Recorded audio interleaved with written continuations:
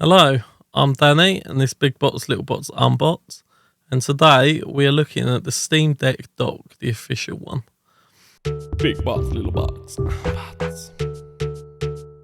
So as you can see, it's an all cardboard box, so that should be easily recyclable, so that's a bonus.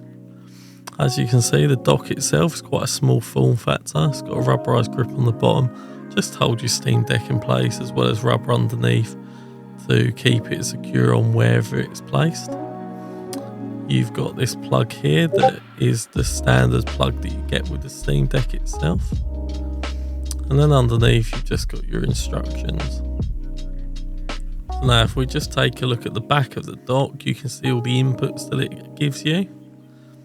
So you've got a display port, you've got a HDMI port, you've got your USB-C power port, you've got a Ethernet and 3 USB inputs, and then you've got your USB-C to connect the dock to the deck.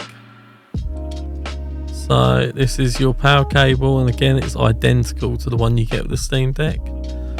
Now just want to take a moment to say one thing to note that's very important about this is it has firmware updates.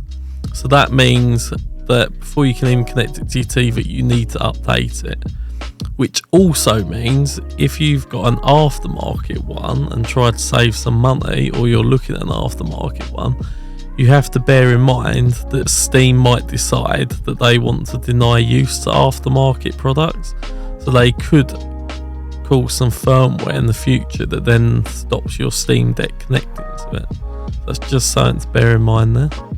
And as you can see, once it's connected to the 4K 65-inch TV, everything's nice and clear. All looks really crisp, and as you can see, I've mounted mine up here on the wall. And rate my cable management down below in the comments. But I've connected my PewDiePie keyboard, mouse and my PlayStation 5 controller to it.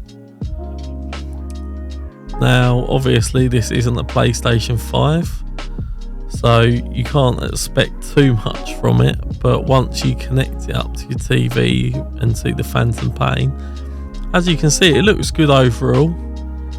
The obvious signs that it's not a PlayStation 5, but it's a really good buy. Highly recommend it. I hope you found this video useful. Please like and subscribe if you'd like to see more in the future. Big Bots Little Bots.